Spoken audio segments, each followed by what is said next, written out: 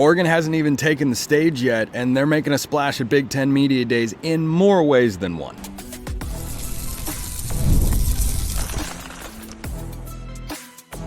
You are Locked On Ducks, your daily podcast on the Oregon Ducks.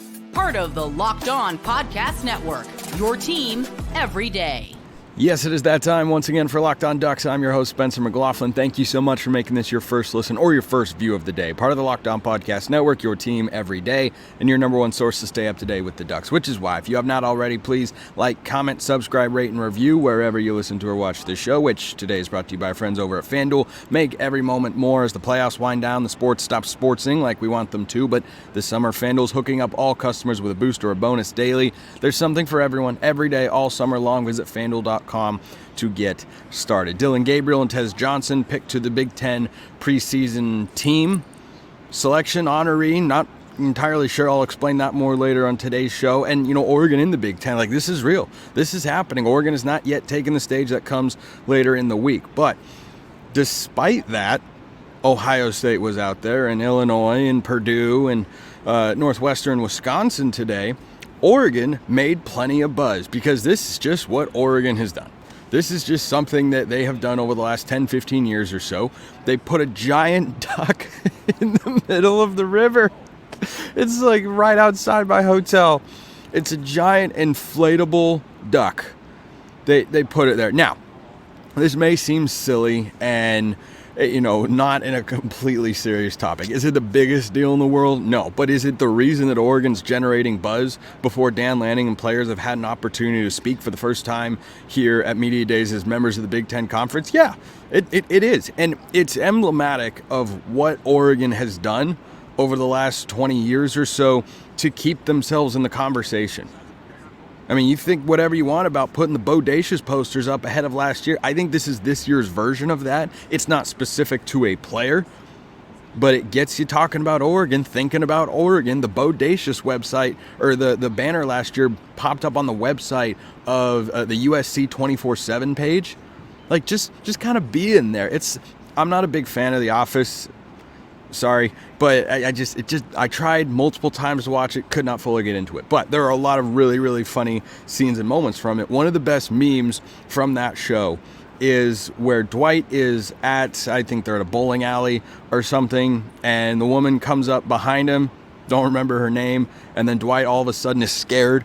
And that meme is commonly used on Twitter for teams or players getting, kind of caught off guard by someone that's just kind of, nagging them or poking them in the ribs. And that's just kind of Oregon. That's just kind of what Oregon is they're going to create attention. They're going to do whatever they need to in order to create buzz, discussion, whether it's the uniforms or the facilities back in the day. That was a big thing as the uniforms were getting rolled out, or Bodacious, or a giant inflatable duck.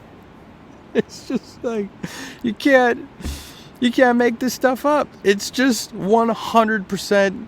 It's 100% real. It sounds fake, but it is not. So that's the first way that Oregon is making a splash, literally. The duck is just on the river. I don't know who organized it yet. Nobody knows who organized it yet. Those details, I'm sure, will be released. There was a camera crew down there, so there will be a video somewhere that somebody is making about, how it came to be or what it is. I mean, it's just, I don't even know what company makes that, but it's just kind of poking people or just sneaking up behind them, there they are. Oh my gosh, we're talking about them again. Oh, they're being discussed again. Oregon's in the Big Ten right now. And these sorts of things, they all kind of added up over time, and it's a reason why. So Tony Petitti, the Big Ten commissioner, took the stage to kick off media days, as is customary for all the conferences in college football. And Oregon was a team that, program, whatever you want to call it, program, that was discussed unprompted because they're one of the new teams coming into the Big Ten this year. And the reason that I tie this to the whole inflatable duck, I don't know if you call it Duckgate, but it's not a scandal. It's just kind of, a funny, entertaining thing that Oregon did, and I think it is utterly fantastic, is he talked about why the Big Ten added these 4 schools and what their criteria were. And one of those things, amongst others, He mentioned AAU status, which is an academic prestige that, presidents care about a lot more than college football fans like yourself listening to or watching the show right now. But he also talked about football brand and football success. And Oregon has created this program, this identity as a university, and this is just thrown onto the pile for it. And over the years, other rivals like Oregon State fans, for instance, I'm sure many of you have taken flack, whether in person or online, or seen debates rage about, Oregon and the money and the branding and promotion and the uniforms and all this sort of stuff. And you can crap on it all you want. You can think this duck is just dumb or just playful or whatever, but it's just one of those things that Oregon just does to get people to notice them. And certainly everyone notices that Oregon is here because there's a big giant duck, and I'm sure Dan Lanning will get. Heck, I'll ask Dan Lanning about it later this week and kind of what he thought, or if he knows. I'm sure he knows. I would be shocked if he doesn't know. Whether or not he'd say, he was aware of the plan to do it, I don't know, but I'm sure he's aware that there was a big giant inflatable Oregon duck on the river nearby here at Lucas Oil Stadium, where I'm recording the show from. So I thought it was great. I thought that, Oregon I thought they were in a position going into last year to potentially get added to the Big Ten. It being at a reduced media rights share, I think is just indicative of what the landscape dictated had to be done.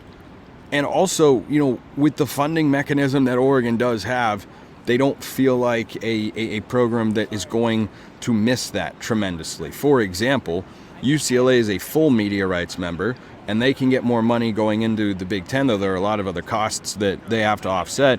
Their athletic department has got a big deficit. Washington had to take out a loan. Someone asked that question earlier today during the commissioner's press conference. Like, Oregon's just in a really, really good spot, but it's very real, and it's strange. There's no doubt about it. It is strange.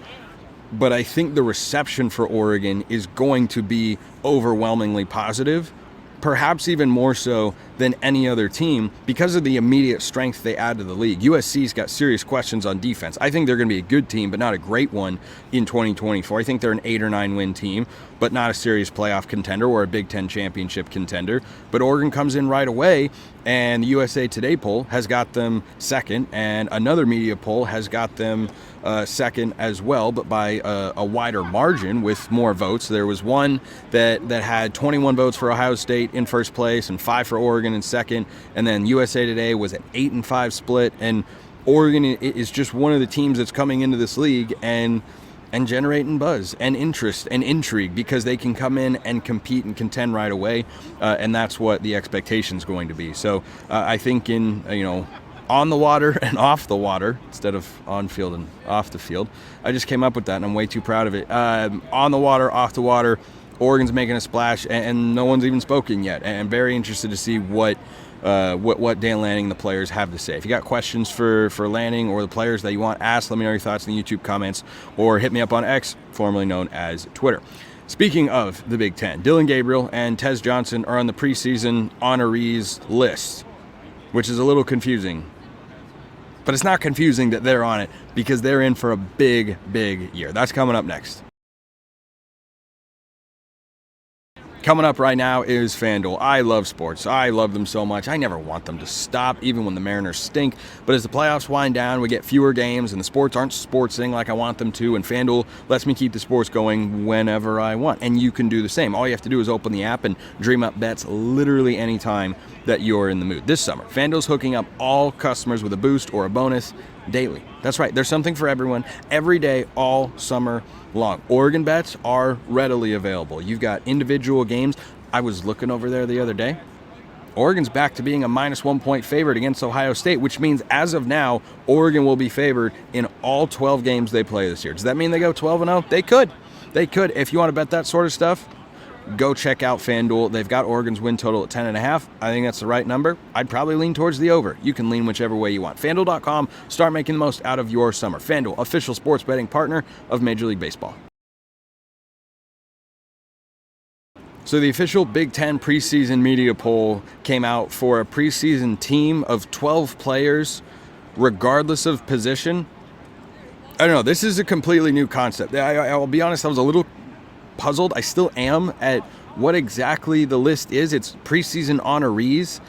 Dillon Gabriel, I think I saw somewhere, was a preseason player of the year. He's the only quarterback on this preseason selection, but it's not a full 22-man preseason slate. They don't have a first team and a second team, but they don't even have a full first team.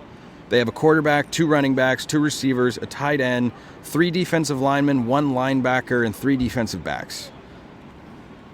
I don't know. Like it's odd. It's definitely odd. But Dillon Gabriel and Tez Johnson are both on it. They are not brothers.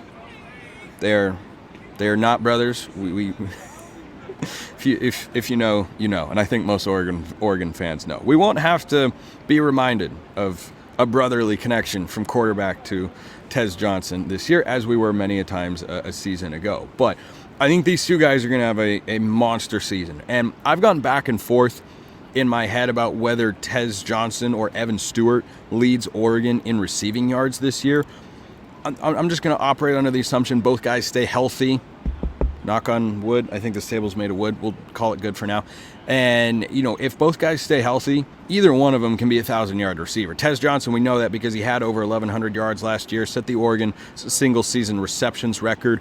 The yardage component is where Evan Stewart could lead the team. You saw Troy Franklin do that a season ago. I think Dillon Gabriel's favorite target is going to be Tez Johnson. And seeing these guys on the list, I think, is a testament to the careers that they have had. This is both of their final seasons of college football, and they're going to be a huge part of this Oregon offense. And, Tez Johnson had over 1,100 yards last year. Could I see him having more than that this season? Yeah, I could. I mean, he definitely came on strong, particularly the second half of the year when he started to get things going. I think he and Gabriel are going to have just a phenomenal level of connection from the jump. Oklahoma had a good receiving core last year. Nick Anderson was a good player. Drake Stoops was their leading wideout, and I think Tez Johnson is a better version of Drake Stoops, and I think that chemistry is going to be there. You also think about the RPO game that Will Stein brings to the offense, and Tez Johnson's involvement in that on screen passes and in the quick hitting game. That's going to be someone that Gabriel looks at a lot. And those are the routes that, Tez Johnson was running for a lot of last season, right? It wasn't the only thing that he did, but a lot of that stuff was, or a lot of his receptions were quick hitters, and he's a great yards after the catch guy. And I could see him leading Oregon in receiving yards this year. I don't think that's a crazy possibility. The reason I don't feel super confident in that being the case, is he going to have a 1,000-yard season? 100%. I'd be shocked if there's such a regression in Tez Johnson's stats, barring an injury, that he doesn't have a 1,000-yard season. So I definitely see that being the baseline standard of production, which is something going into last year Oregon hadn't had since Dillon Mitchell in 2018, and then they had 2. I think they get 2 again. I won't be surprised if Tez is the only one, just because the Evan Stewart component's a little bit more of an unknown. He's battled injuries throughout his career. He hasn't maximized his potential, but if he does, that guy can create more separation than anybody on the team on downfield routes. Tez Johnson, if you match him up on a linebacker, that's game over. Safeties can cover him, but I mean that's a tough assignment. He's just a really, really good, fluid and explosive route runner. Evan Stewart is that, but more in an outside receiver's body. He's not as big bodied as Troy Franklin, but he runs a lot of downfield routes and can make contested catches. He has excellent hands and is just an exquisite athlete and route runner. But I think whether or not they connect on a high number of deep shots is going to determine whether, he's Oregon's leading receiver or whether it's Tez Johnson this season, because I think it's a lock that Johnson's over 1,000 yards. I'd say with a 7.5 to 8 out of 10 confidence interval, Evan Stewart gets there as well.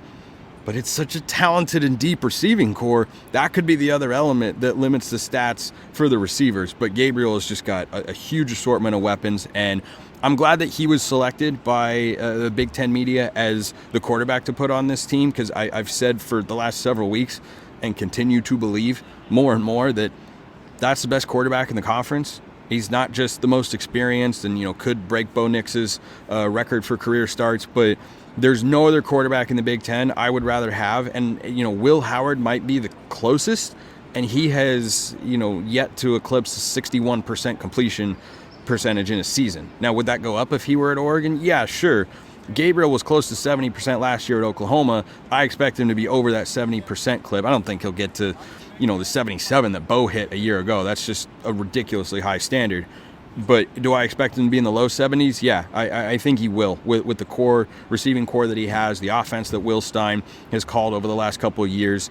I was sitting in front of Hudson Card, Purdue's quarterback, earlier today, and he was talking about how Will Stein was his offensive coordinator back in high school. So that game, which is a major trap game for Oregon because of its proximity to Ohio State and the fact that it is on a Friday night. It's the week after. Michigan State is the week before. Both Friday night games. Michigan State at home, not as challenging. But Purdue on the road, boy, I continue to think that game could be sneaky tough. But Hudson Card, talked about that, and I didn't realize that connection was there. I might have heard it at one point, but I wasn't thinking about it. And I think that's, a really, really cool element for him. But Gabriel's going to be the better quarterback in that game by a good amount. And Hudson Card was very complimentary of Dillon Gabriel. He saw him, I think, at Elite 11 or was just, seeing him around. A lot of these guys travel in the same sort of spheres and circles, and said Gabriel, really, really good play. Like, his face lit up. And that's a hard thing for players and coaches to do because they're answering so many questions. But, he lit up talking about Dillon Gabriel. Man, that guy can really spin it.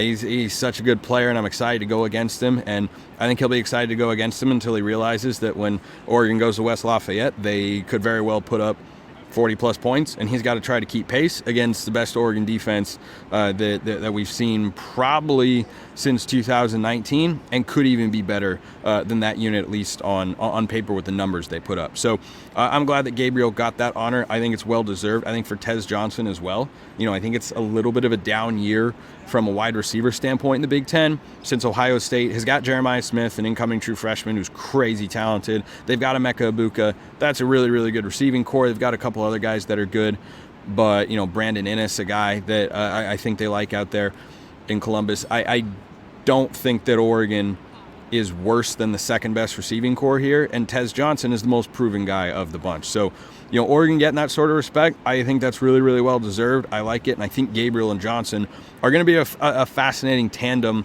to watch throughout the year because of, obviously it's new for Gabriel more so than Tez, who's in the same offensive system, the same offensive coordinator, and just has a new quarterback, but one who is also very accurate and can complete 70+% of his passes. So I think that those honors are very well deserved, and I think Oregon's going to have the best quarterback on the field going into every game that they play this season. And Will Howard at Ohio State, he's good.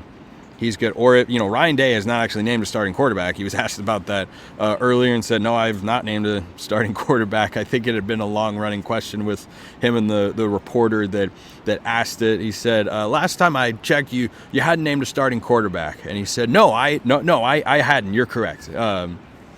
But everyone expects it to be Will Howard. And I think that's the logical choice, unless one of those true or redshirt freshmen or second-year freshmen, I don't remember all their eligibilities, unless one of them really, really pops, I think it'll be Will Howard, the Kansas State transfer.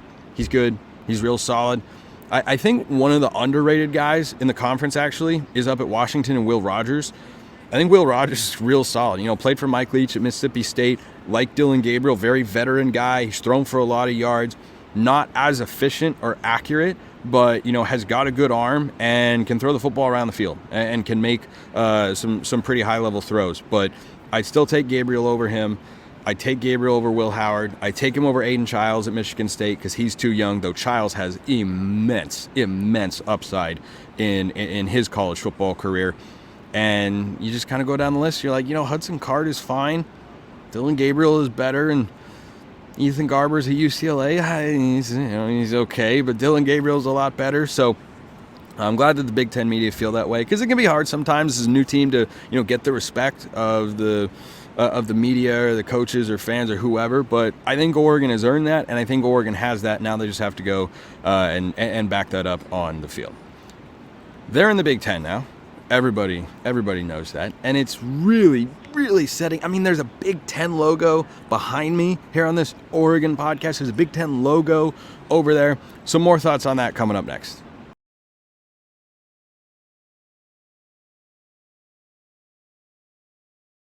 on that preseason honoree list that the Big Ten put out, just to make sure I don't forget this particular note that I had down for today's show. Oregon had 2 players on there. There were 12 total from various teams, but they were one of just 3 to have multiple players on there. And 4 came from Ohio State, 3 came from Michigan, 2 came from Oregon, and everybody else, I'm pretty sure, just had 1. There was a running back from Rutgers, defensive end from Penn State, linebacker from Iowa, kind of scattered across. But again, Oregon well represented, kind of reflects the high expectations we have for them. I think that for the end of the year, when there are more all-conference teams and more players going in, I expect Oregon to populate that list more heavily than this, even.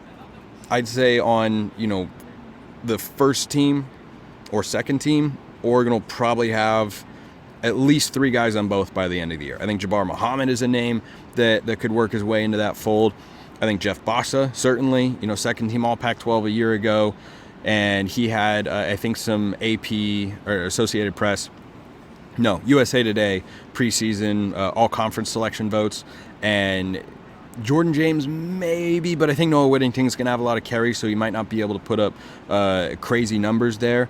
And, we'll see if any of the defensive linemen really, really start to pop, or if it's just a really deep and talented group. That's definitely something I want to ask Dan Lanning about, and Jeff Bossa as well, who are both here later this week. But let's hop in the mailbag here, because it's always open. YouTube comments, X, formerly known as Twitter. If you want priority access and a bunch of other perks, go join the flock over at Subtext, link in the description below wherever you listen to or watch this show. You can start with a free 14-day trial to see if you like it. This question came in from Hot Dangers about Oregon going into the Big Ten. You were understandably upset when the Pac-12 broke up. I still am, at some level. Are you getting excited for the new adventure yet?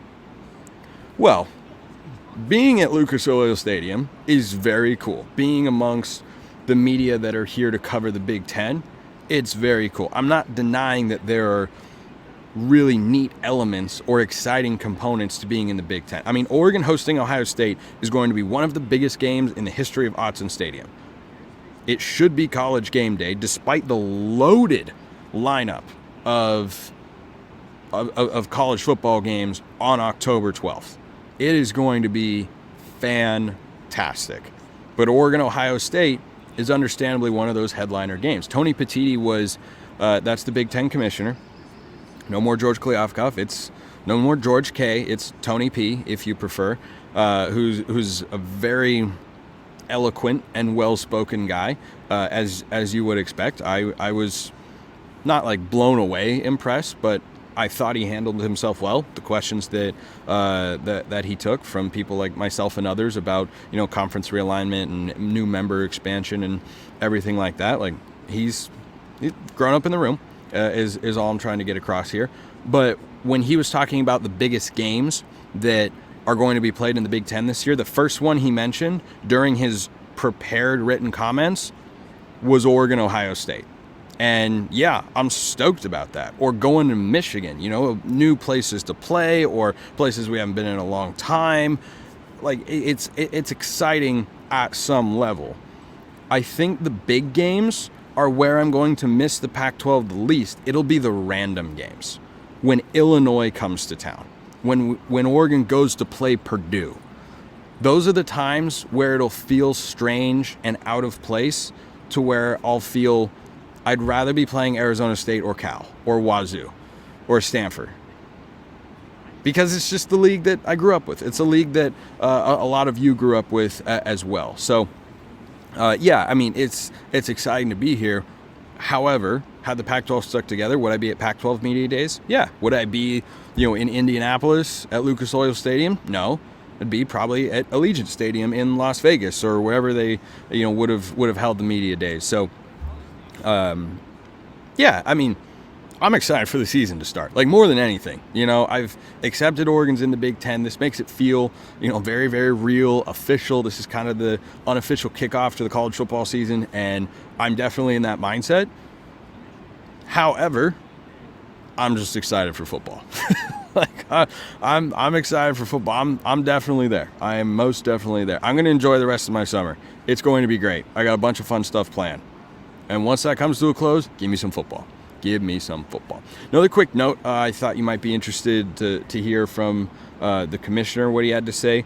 The Big Ten championship game is going to remain being played here in Indianapolis. And that's an element that a lot of Pac-12 fans who have grown up with Oregon might not enjoy as much, because you have to go further to get here. But there are also those. I was exchanging YouTube comments the other day with someone who said, yeah, I mean, I'm an Oregon fan. I'm in Iowa, and, it's all strange, and I never get to see us play. Oregon's going to Iowa next year. So for those select few fans, yeah, it's going to be cool.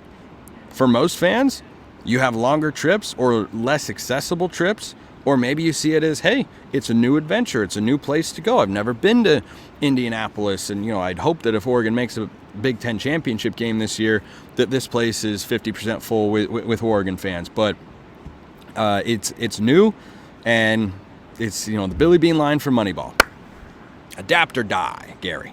So that, and I don't mean that literally or even that metaphorically, of course, just you either adapt or you're going to watch on TV. And look, television has got some high-level cameras and great announcers, and it's a great product, and we got replay in the whole 9 yards. It's not the worst thing in the world. But is this stadium cool? Yeah, it's cool. It is a cool stadium to be a part of. This question came in randomly from, this is the first time this has ever happened, from the Apple Podcast review comments, which I'll just say this is not the most efficient way. I don't look at those very often. That's not the most efficient way to get in the mailbag. YouTube comments, I look at them every day. X, formerly known as Twitter, at @McLaughlinCFB or at LockedOnDucks, DMs and mentions wide open, or priority access and all sorts of other perks with a free 14-day trial over at Subtext, that link in the description below. Those are the best ways to get into the mailbag. But every now and then someone drops one over there, or Instagram DMs, and I'll look at those, but I don't check them as regularly. So this from Carrie in Bend. How do you compare the new gangrene uniforms with old uniforms that used to have the same features as the new release? Which do you like better and why? So if you look at the old kind of, quote unquote gangrene uniforms that Oregon had compared to the new ones, I think there are a lot of similarities in that, you've got green jerseys, yellow numbers.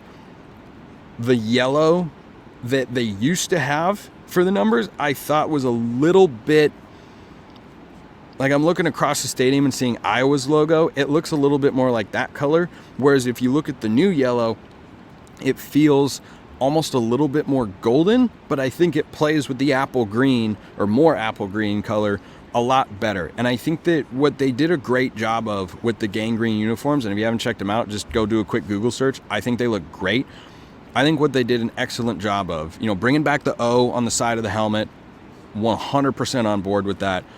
But it's a modern looking version. It's not just an update. It feels like a better take. So I like the modern ones better. Obviously there's a nostalgic component to, an old school Joey Harrington type gangrene throwback Generation O uniform.